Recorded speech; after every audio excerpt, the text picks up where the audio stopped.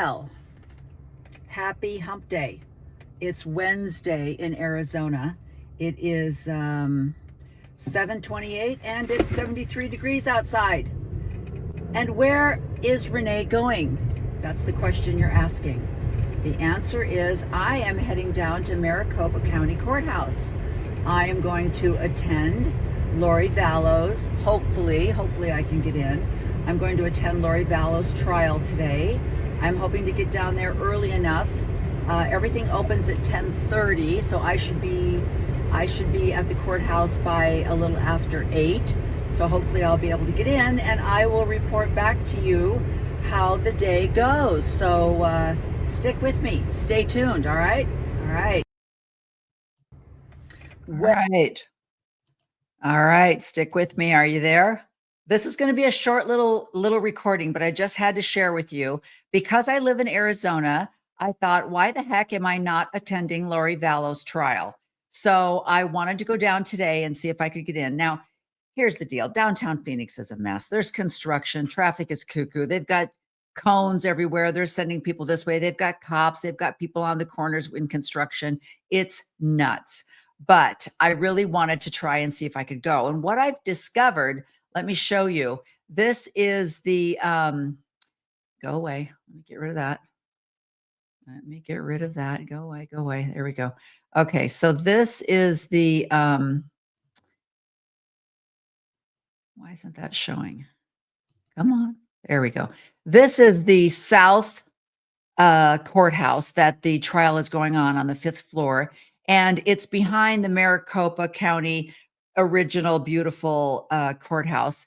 And but it's very nice. You walk in the door and you go through security. But when I got there about 8:30 this morning, there wasn't any line. Went right through security, piece of cake. Went right up to the 5th floor. And this is what I saw when I got up there. Now, I found out this is the holding spot for the media and the general audience. And what I discovered, since this was my first day, what I discovered is you're not allowed to take pictures anywhere in the courthouse. So it's like, too bad I didn't know that. So I had taken this picture as I got off the elevator and walked in. So hopefully I will not be arrested. I won't have cops at my door in the next day after I post this. But this is, and it's not a large, there is not a lot of space for the general public. There is that they have reserved the first row for media, although media was standing all over the place and they were talking with each other. And then the last 3 rows were for the general public. And so there's not a lot of space, but I got there, like I said, about 8:30, 8:40 this morning and nothing. And there was hardly anybody there. And I was like, oh, okay. But the fun thing is I sat right next to, and I didn't get her name, but I sat right next to one of the jurors from Idaho. And she was there. She's actually staying with some family of Lori Vallow's, and Kay Woodcock came up.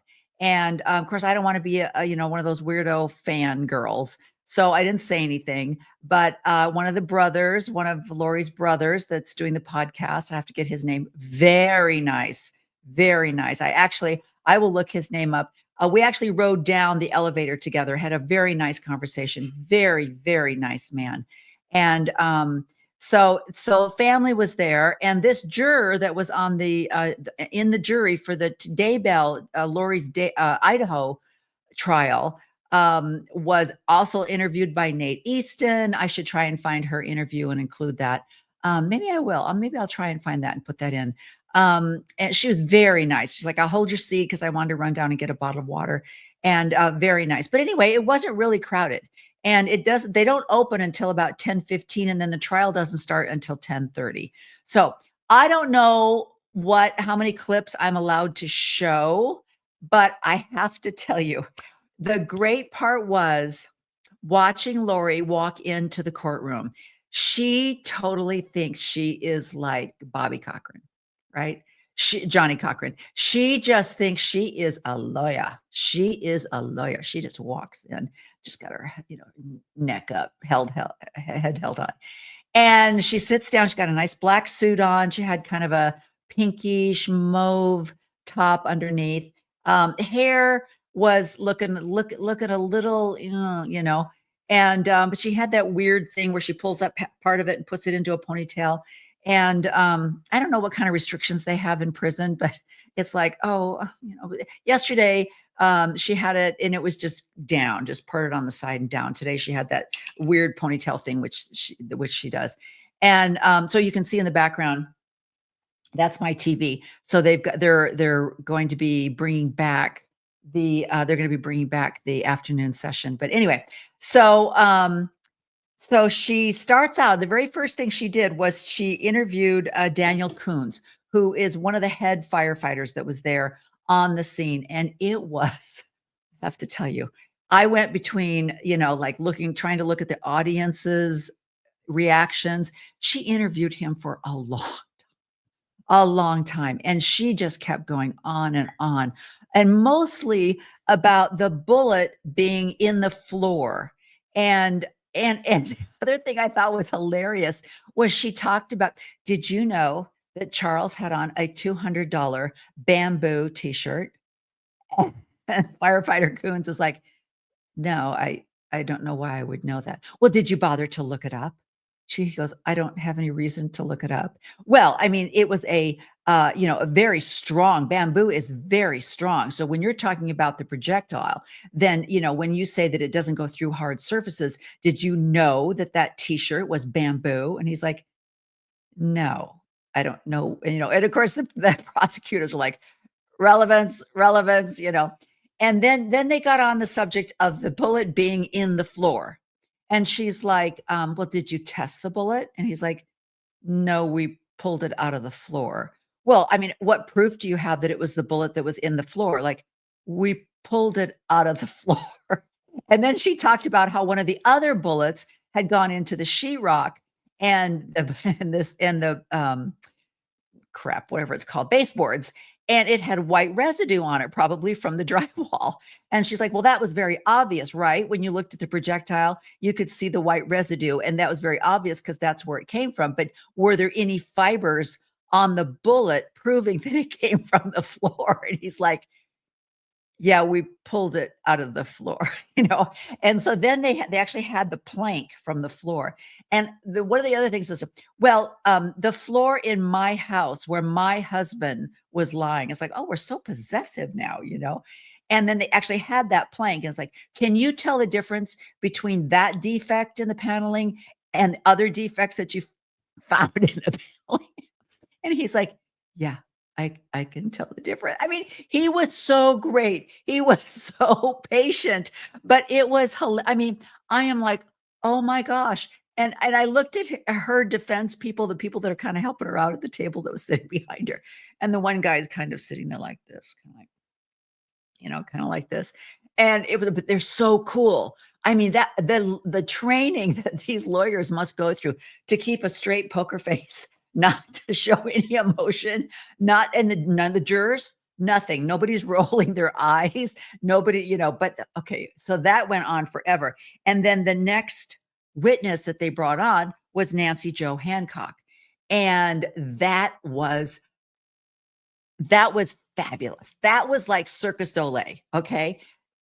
So Lori Vallow is like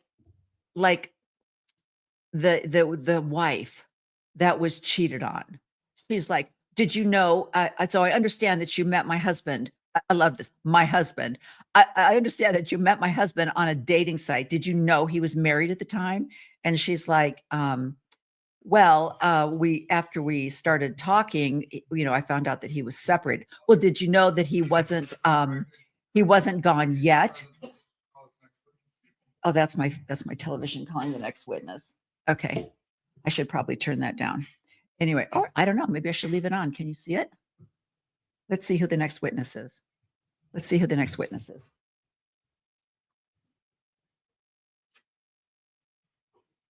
It's so weird to sit in the audience live and then to see all of the people, to watch the jurors come in. And this judge is also really, really patient. And I'm gonna get my remote and turn it down a little bit.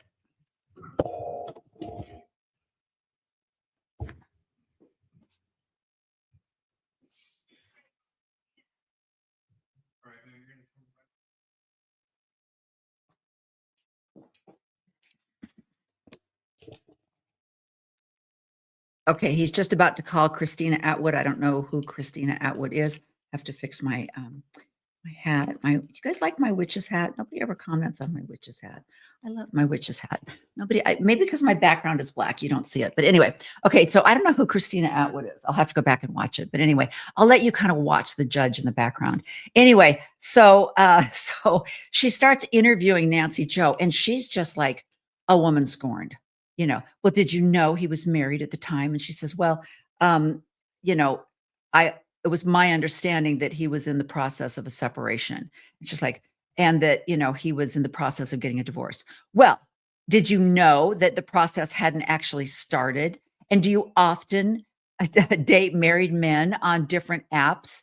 And she's like, she was great. And then she said something about, well, when you went on your date, what did you talk about? And she said, well, he talked a lot about what he was going through and the trials and stuff that he was going through. And she said, so you talked about me. And she goes, don't flatter yourself. No, we didn't talk about you. And it was like, good going, girl. It was so great. I'm going to try and find a clip and put that in, because I don't know. I don't know if copyright is not going to let me put the clip in, which I am so confused with the copyright rules, right? Because it's like, it's on freaking television. Anybody can watch it. Why are there copyright rules? But I guess anyway, so maybe I won't be able to, but she was great. And then at one point she wanted to know what everything that they talked about. And the prosecutors objected. And the judge said to her, are you sure you want to start this? Are you sure you want her to really start talking about everything that Charles was going through? And then they had a sidebar, which when they go to a sidebar, they do the white noise. And so and I left because I knew that they only had a few minutes left before they were going to break for the afternoon. And it's freaking freezing in that courtroom. Okay. It was freezing. And I had on a jacket. So, I mean, Kay Woodcock was sitting in front of me and she wrapped a sweater around. And I don't know who was sitting next to Kay, but she's obviously a family member. And here's the other thing, people. When you are an audience in the courtroom, they're not blocking out anything. So when they showed the pictures of Charles Vallow lying on the floor after he was shot, it was there. And that was hard to watch. And the beautiful woman that was sitting next to Kay put her arm around her. And then there was a gentleman sitting next, and she put her arm around him as well. So obviously they're family members. It just absolutely broke my heart because, in my family, we've had a few deaths. And so I've been around dead people. And, but fortunately, besides my son, the other members of my family, they've already been with a mortuary at some point. So they didn't have their eyes open and stuff like that. And, so it really hit home that this beautiful man had gone over to the house to pick up his son, just thinking that he was going to take him to school. And Nancy Joe said that when they had been texting back and forth, they had met each other on an LDS dating app, and they had been texting each other, talking on the phone for hours. He was coming to Arizona to find a place to live because he's living in Texas, but he wanted to be closer to his son, JJ. And so he was going to meet with the realtor. He was going to meet with his brother-in-law. He had some other things he was going to do. He was going to take JJ to school, and then he was going to meet with a realtor, and then he was going to meet with his brother-in-law. And then after that was all done, he and Nancy Joe were going to get back together and do something in the afternoon. And so that was the last that she knew. And so that was all on like July 9th. And then she didn't hear back from him. And she texted him after a while and said, hey, how's your day going? Are we going to get together later this afternoon? And she didn't hear anything back. And so she thought that he had just ghosted her. And it was very perplexing because she thought they had had a great date. They talked for hours. They closed the restaurant down. And so she was like, wow, I was under the impression that we had a really great date, and now he's ghosting me. And so this was in like July. And so she didn't find out until December. She actually saw on TV that he had been killed. And so Lori was asking her, well, when did you talk to Kay Woodcock, my sister-in-law? And, really, literally, here's another thing. Mary Jo goes, or Nancy Jo goes, how did she put it? She said something about, oh, besides the fact that it's like, well, don't flatter yourself. We weren't talking about you. She said, oh, crud. I just forgot. But anyway, it kind of came out. Oh, she said, like, well, I know that he had started divorce proceedings because you were cheating on him with somebody else having an affair. And it was like, yes, go. Because, she's trying to portray herself like we weren't divorced. There were divorce proceedings going on and you were dating a married man. Is that trying to slut shame her? It was great. So anyway, I had to leave for the afternoon and I'm kind of glad I did because so far they've had a lot of breaks and it can be a really long day, especially when you happen to be sitting in a refrigerator, which that freaking room was freezing. So anyway, but I think I might go back tomorrow and we'll see. I have a lot of stuff going on, but I might want to go back one more day and try it. But other than that, I can watch it on TV. So I just wanted to kind of give you a little heads up. It was really nice. I saw Megan there and I didn't have a chance to talk to her because I had to slip out.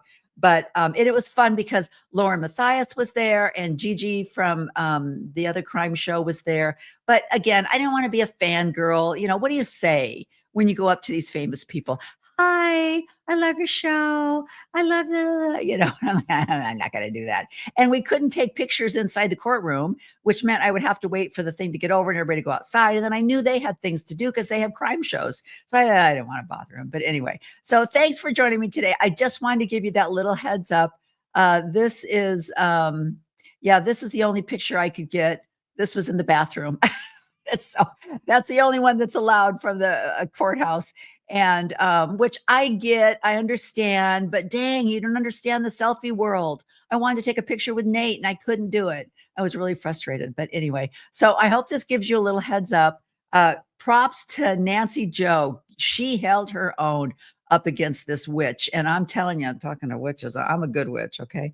And but the whole the idea that she would stand behind a podium and talk to Nancy Jo like she was some home wrecker when she was having an affair with Chad Daybell and cheating on Charles, and he knew about it, found out about it, and that's what caused this whole brouhaha.